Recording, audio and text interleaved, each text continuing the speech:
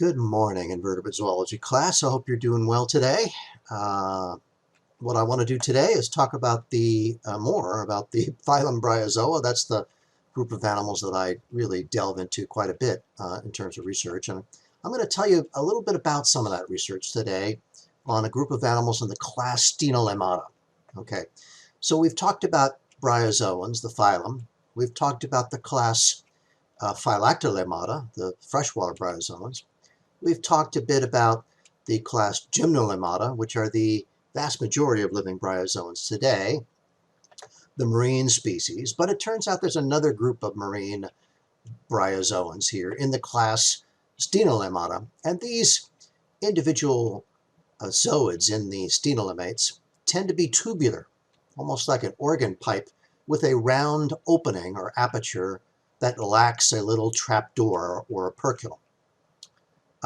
And so this image, unfortunately, isn't close enough to see that detail, but this image shows you a few of these marine cyclostome bryozoans. There's one living order, the suborder Cyclostomata, or order, that's found within the class Stenolaemata. And that is where most of the current living stenolemates are found. Many stenolemates in the past, in the fossil record, have gone extinct. So this is a group that used to be much more speciose than it is today. You can see in this particular photo underwater of a bunch of individual bryozoan colonies, stenolemate bryozoan colonies here in the genus Lycanoptera, which form these little disc-like colonies. And unfortunately, what you can't quite see well enough is the tubular zooids in here, but you're going to see that in just a minute here in the next slide.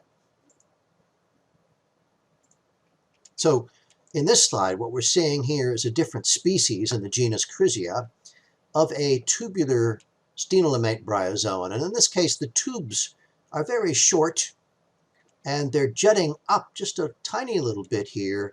And you can see there's circular apertures here as I move along the length of this colony. You can also see that this particular species has a branch to the left and a branch over here to the right, and then a third branch off from it. There's actually nodes here that can bend between these branches. And on this third branch to the right here, we can see this large swollen area, which is a brood chamber in which the colony broods its offspring, or embryos. So in a close-up scanning electron microscope picture here in the upper right, we can see a species of Chrysia eburnia here and this large brood chamber, or gonozoid. Basically the same thing as an ovocell, except that in stenolemate bryozoans, every single zooid doesn't produce one of these gonozoids or brood chambers. There tends to be a few spread out amongst the colony. So in this case, in the left image here, one gonozoid, right? So few or one gonozoids in the colony here. And this genus Chrysia is a very small, tuft-like stenolemate bryozoan that we find actually here in the intertidal on the coast of California. It tends to be found under rocks and overhangs and cracks and crevices down underneath in more cryptic spots in the dark under rock ledges. And what I'm going to do next is tell you a bit of a story about some research I did as a postdoctoral associate, as someone who had just completed their PhD on this particular group of animals. And that work was done along the coast of England, along the coast of the UK. Here's again another image of really of a much more realistic whole colony of Chrysia here. And you can see that they form these large bushy masses of another arborescent growth form here is shown. So the encrusting and arborescent growth forms are found in multiple different classes of the phylum Bryozoa. They're found in the Stenolemate class. They're found in the Gymnolemate class. They're even found in the Phylactolaemate class. So these different growth forms are clearly have arisen in different groups of bryozoans. Okay, and what I'm going to talk about today is fission. It's basically the production of an embryo that then splits multiple times to form a clone of embryos. Okay, and this forming of many embryos by fission or splitting open of an embryo is also called polyembryony. I'm going to start off today talking a little bit about the paradox of polyembryony, why it seems to be quite puzzling and confusing in terms of really existing at all. Okay. Then I'm going to mention a few sort of eclectic, really, groups of animals that have this type of reproductive mode. And I'm going to mention a few hypotheses for why this sort of odd reproductive mode, this paradoxical reproductive type of situation would evolve in the first place. And then what I did was to develop some microsatellite markers in multiple different labs during a year of postdoctoral postdoctoral research. I'm sorry, along all over the UK. I started doing the research in Wales in the United Kingdom. I then moved during my one-year postdoc down to the Marine Biological Association of the UK to work for a while. And then finally I moved to a third university, the University of Hull in northeast England, to study, to develop these microsatellite markers. So a lot of effort was put into this, even though it's going to be just one single slide here today. Develop these microsatellite markers.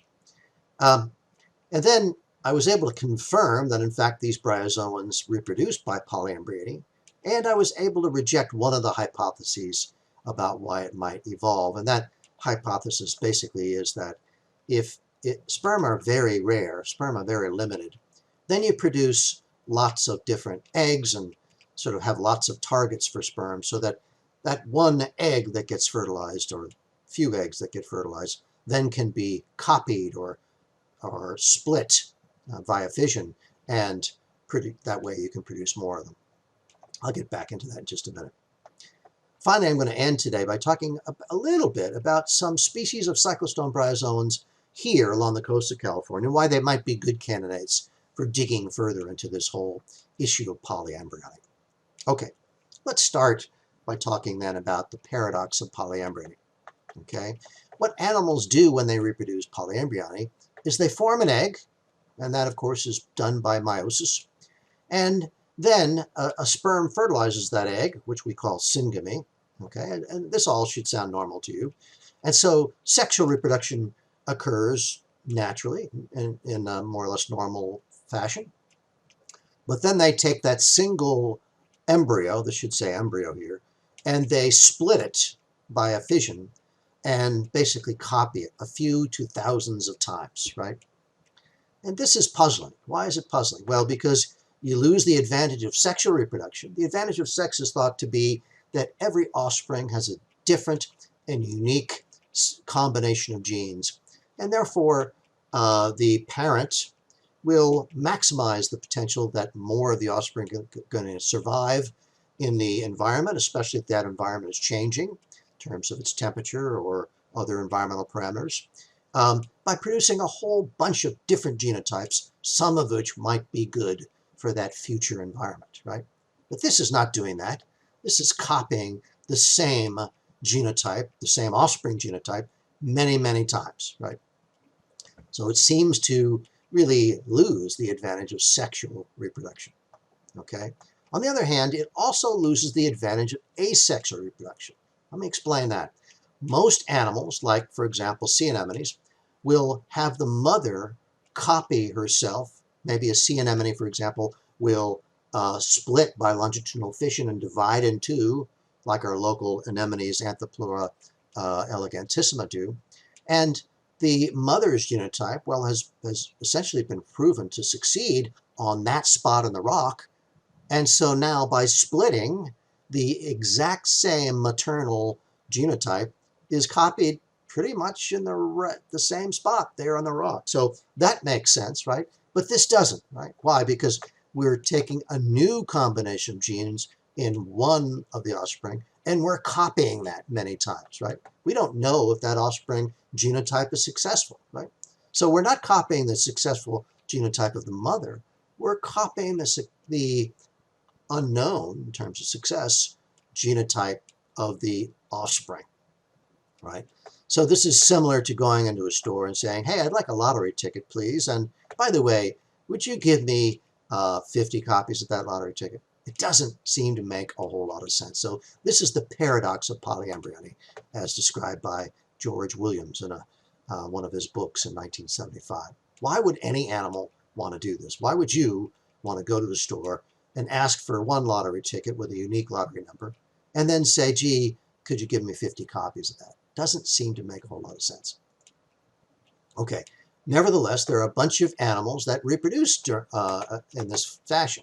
Okay, and they're really a pretty odd and eclectic group.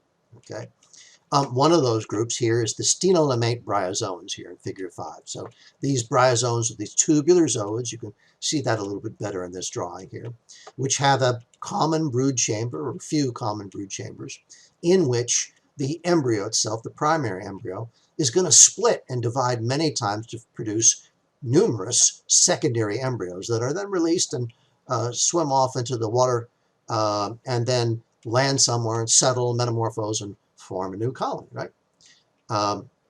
So that's the puzzle I'm trying to solve here with these cyclostome bryozoans. Okay.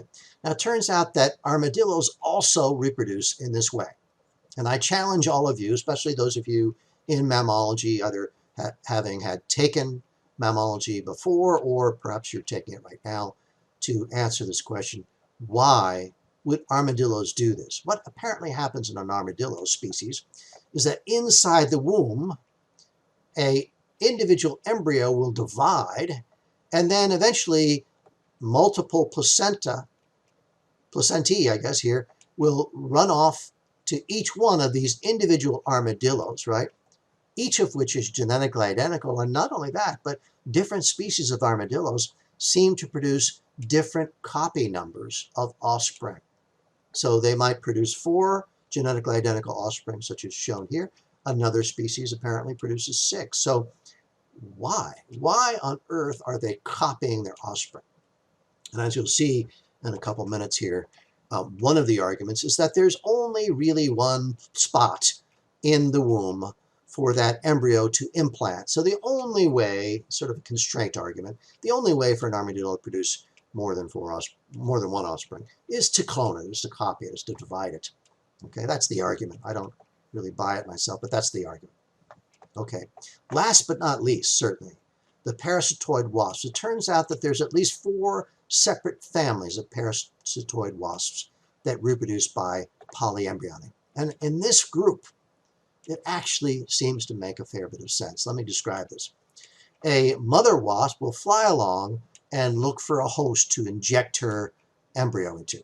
Okay, so here is the wasp injecting one embryo into the caterpillar, which is going to be the host, right? And these wasp embryos then will begin to divide, and a whole bunch of them then will basically begin to develop inside the host here, the caterpillar. And as they develop, and their development is actually regulated by the hormone levels of the caterpillar itself, right as the caterpillar hormone levels are about to peak and shift that caterpillar from developing into a beautiful moth, let's say, all of the individual wasp embryos have completed their development. Some of them have completed development early, developed very large jaws, and will prevent any other wasps from inserting their embryos into this host.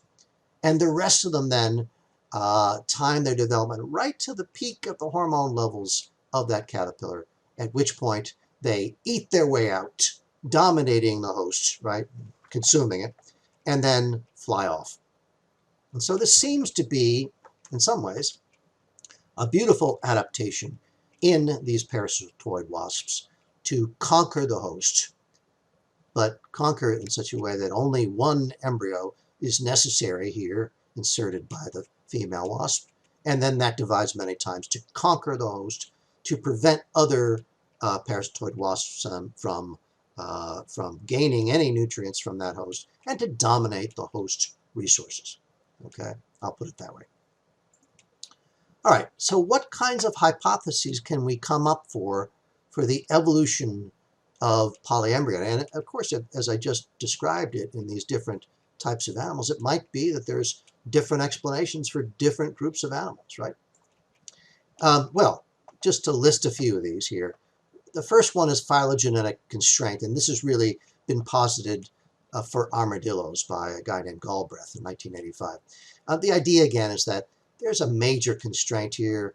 Armadillos only have one embryo implantation site in the womb. There's only one way for them to produce more than one offspring, and that's to clone them, right? And as I mentioned a moment ago, I don't really buy that, but that's the argument, okay? And see if your mammalogy professor agrees or not.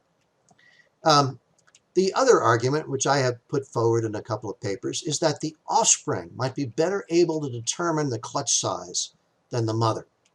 Okay, what I mean by that is the following. Parasitoid wasp flies along, injects an offspring into the host, right? The mother, parasitoid wasp, doesn't necessarily know whether that's a small host with limited resources or a very large caterpillar with lots of resources, right? But the offspring can assess that, perhaps, divide the appropriate number of times to conquer that host, to basically extract as much of the host's resources as possible, eat their way out, and then fly off, right? So that's the idea. It works. It seems to make sense in terms of parasitoids. Does it work for other animals? And it might, perhaps. For example, if a sea star larva is up in the plankton and it's budding more sea star larvae, it might be doing so because times are good and the larva is catching lots of phytoplankton and eating lots of phytoplankton, and so it's gaining lots of nutrients and therefore partitioning those off into more and more offspring, right? And it turns out that sea star larvae also are able to clone and copy their offspring. So I should have mentioned it earlier in my list of animals that do this reproduction via polyembryony. Okay. Another hypothesis, which was posited by a guy named John Ryland, who's really one of the foremost researchers working on bryozoans, was this here, that sperm are limited. There's very few sperm out there, especially in the turbulent environment of the rocky intertidal zone. And it's hard for those sperm to find and fertilize the egg, right? With all these waves crashing and water swirling and rapidly diffusing the released sperm.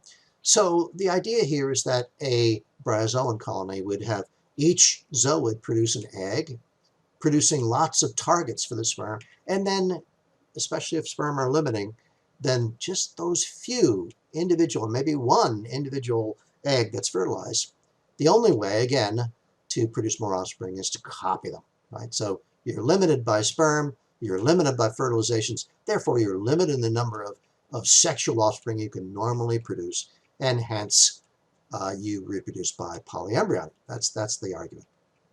And I'm not gonna mention this last one right now.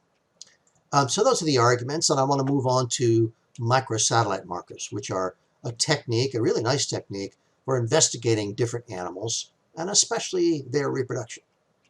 Okay, the experimental design was pretty simpler. During my year postdoc along the coast of the UK, I went out to the tide pools, collected this bryozoan, Crisia ebernia, and in each individual colony, and I had to trace all the branches down to the base to make sure I had just one colony, right? What I did was to take all of the brood chambers, crack them open, and individually pipette their tiny little larvae into tiny little vials, okay? And I repeated this more than several times, of course. If the mother had more than one brood chamber, I did this for every brood chamber I could find on that particular maternal colony. And again, that means I traced each branch back to the base and said, okay, this brood chamber on this third branch also belongs to the same colony as this branch over here, brood chamber on the fifth branch, and so on, right? So right away I found, and this is surprising to me initially, that there were plenty of brood chambers here in a colony, suggesting that there were multiple fertilization events, right? So that starts to get at whether sperm really are extremely limiting or not, okay? And then finally what I did was to genetically type those individual offspring, those larvae, right, that were sucked out of the individual brood chamber using these PCR microsatellite techniques. And most of you, I think, have taken genetics, and even those that haven't. What PCR is, polymerase chain reaction, is basically a method to amplify copies of DNA over and over and over again. You actually do this inside a machine that heats and cools and heats and cools the DNA in solution with an enzyme that copies that DNA. And so you go from one copy to two, two to four, etc. And you do this over and over in a cycling manner so that you produce many, many copies of the DNA. And so you can take a tiny little larva, right, which is just a couple hundred microns in diameter, and amplify the DNA, which is exactly what I did here. And that allows you to do essentially what I'll call here DNA fingerprinting. Microsatellites are a type of DNA fingerprinting, and perhaps some of you remember the famous O.J. Simpson trial, in which they found blood at the crime scene, and they used these DNA fingerprints to try and figure out whose DNA it was, right? And when you have enough microsatellite markers, right, enough different types of fingerprints here, each fingerprint is relatively rare, but if you get a match at all the different fingerprints, right, lots of different fingerprints, then you can say with quite a lot of confidence that the chances that DNA belongs to somebody other than O.J. Simpson are extraordinarily small, which is what actually they did. And at that point, of course, the lawyers took over and things kind of went haywire from there. But so what I'm saying is that each individual DNA marker or fingerprint gives you a relatively rare event. And by adding up multiple rare events, you are able to very confidently decide, okay, whether the blood or whether the tissue belongs to a particular individual. Okay, that's what this particular type of DNA fingerprinting does. Okay, so let me explain this a little further here. What we do in science here to find microsatellite loci. Microsatellite are regions of the DNA in which we have a particular sequence of base pairs copied over and over and over again. Okay, so for example, here's a sequence of DNA here. Here's the key, the repeat motif, CA. So the base pairs C and A here, cytosine and adenine, are copied basically 9 times. Right? CA, CA, CA, CA, etc. 9 times, right? And it turns out that different individuals have different copy numbers of this so-called junk DNA, this microsatellite sequence, right? So one individual might have 9 copies of CA, another individual might have 10, a third individual might have 11, another individual might have 8, and so on, right? So if they vary in terms of the number of copies of CA, and you've developed a primer, which is shown over here in this column, that sits down on either end of that copied region and allows you to sequence that region, right? Then you can figure out how many copies of that repeat motif there are. And what we want is a marker, right, that's highly variable, right, that every individual is different on, right? So for example, on this first sequence here, this first microsatellite sequence of CA repeated 9 times, okay, I found that all the individuals that were tested had the same exact copy number. What does that mean? It means it's not very useful, right? But as you can see in this particular chart, there were other types of repeat motifs, such as GT copied 10 times, in which I did find different alleles, 4 different alleles in this case, initially, okay? And here's another marker here, GT copied 15 times, in which I found 3 different alleles, and so on, right? So those circled in red here, represent more useful microsatellite loci because they're more variable, meaning different individuals are more likely to have different copy numbers of that junk DNA or microsatellite DNA sequence. I hope that's clear. Okay, so, and this is the one slide that I'm describing right now, which was one bleep of a lot of work.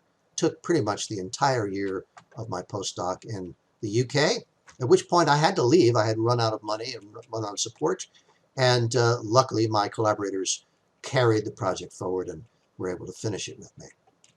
So we've got these markers. You see there's 1, 2, 3, 4, there's 5 different microsatellite loci, and believe it or not, this is a small number. Usually in humans, we find many more microsatellite loci than this.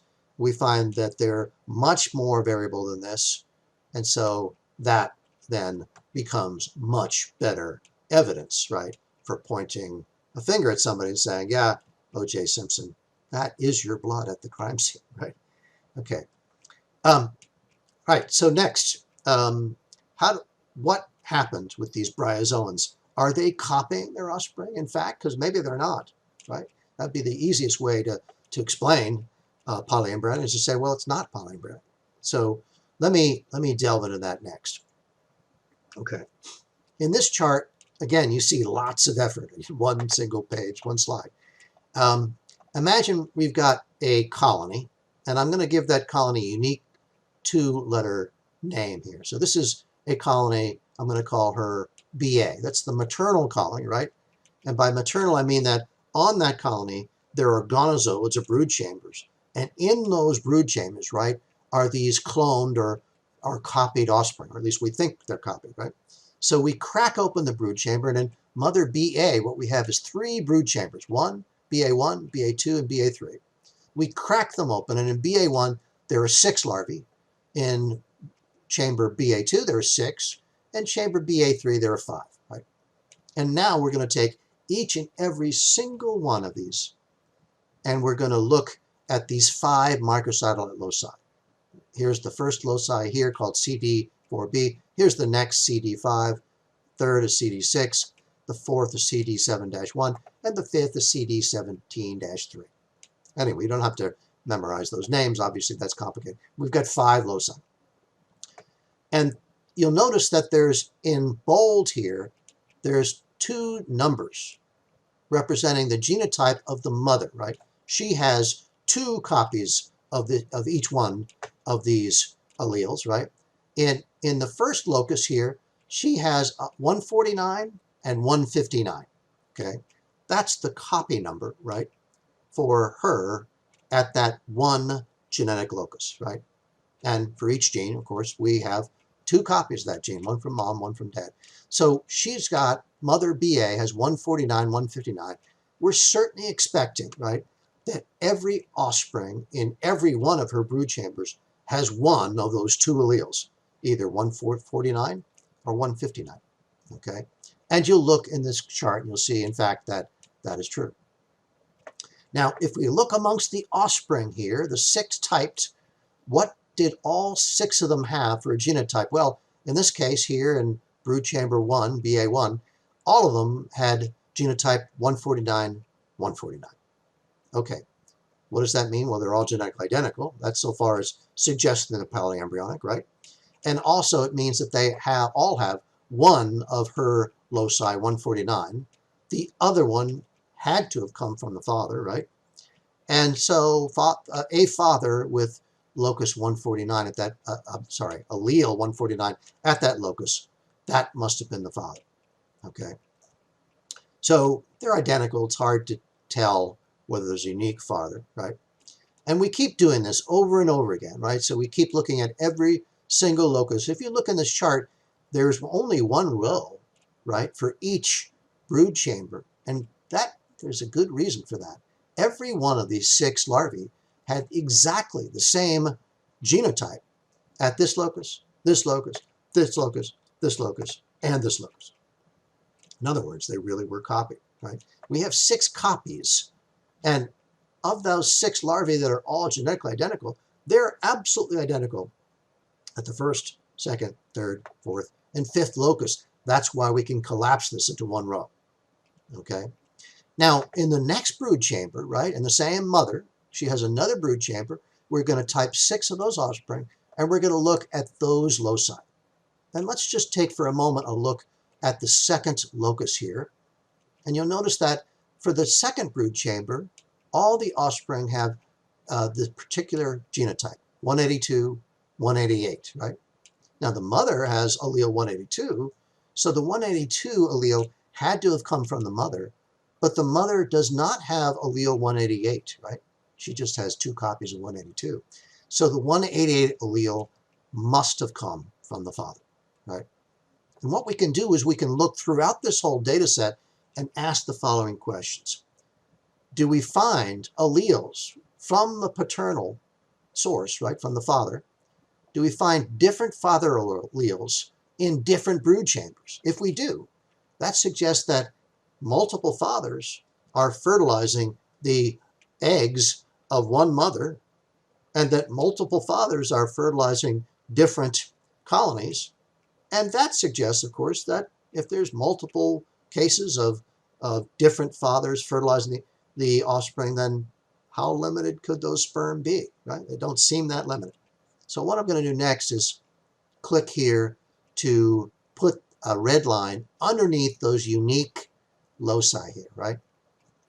And this is really kind of a detective story here, because what we do is we look and we figure out how many different fathers there are, right? We can calculate that by looking at each row here and deciding that, okay, row 2 here had a different father. Why? Because he had allele 188, and over here allele 176, and over here allele 167, and that must have been a different father than brood chamber 3. Why? Because brood chamber 3 doesn't have 188 at the second locus, and it actually has a unique allele 168 at the third locus, and so on, right? So we can go through this, and as you look in this data sheet, you can see there's plenty of evidence for different fathers fertilizing different offspring, and therefore different brood chambers on the same mother are actually fertilized by different fathers. Now that, to me, did not mean that sperm are extremely limited. Okay, so where are we left with? Well, we're left with a confirmation. Yes, these bryozoans are reproducing polyembryonically, right? A sperm fertilizes the egg, that resulting embryo is cloned and copied, and we can show, as we just did, that all the larvae in that one brood chamber are all genetically identical. Not only that, we can, with this evidence from the microsatellite markers, we could also show different fathers have sired different offspring, even on the same maternal colony. And that really, in my mind, rejects the idea that sperm are extremely limited. Okay, but that's it. That's all we've got so far. So have we explained really why this odd system of reproduction, polyembryony, evolves? No, we haven't.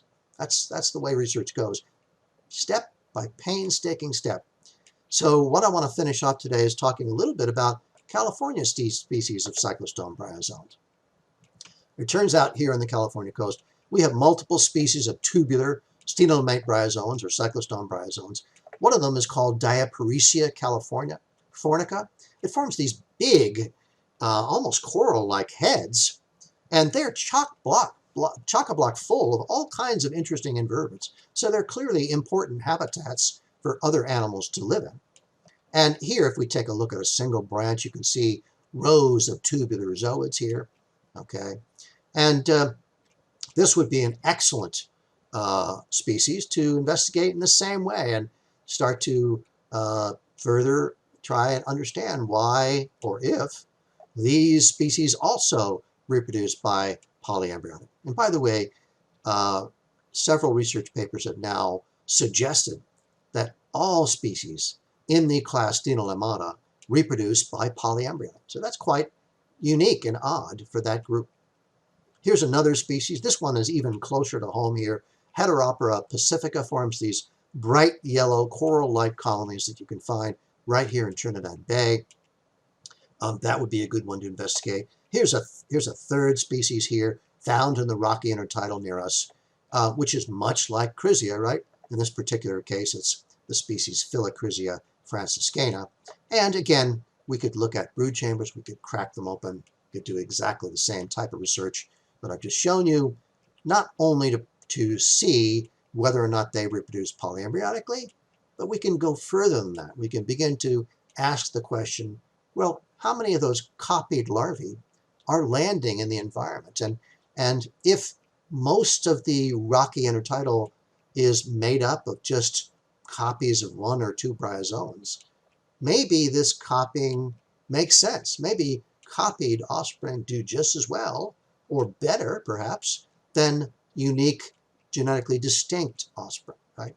And that would really begin to get at some very much bigger issues about whether sexual reproduction is better than asexual reproduction in a particular habitat type, which is, of course, of much greater, broader interest to all marine biologists and beyond. Okay, I'm going to stop there. Thanks for your attention. I hope this made sense. But if it didn't, by all means, please ask questions. Thanks. Take care.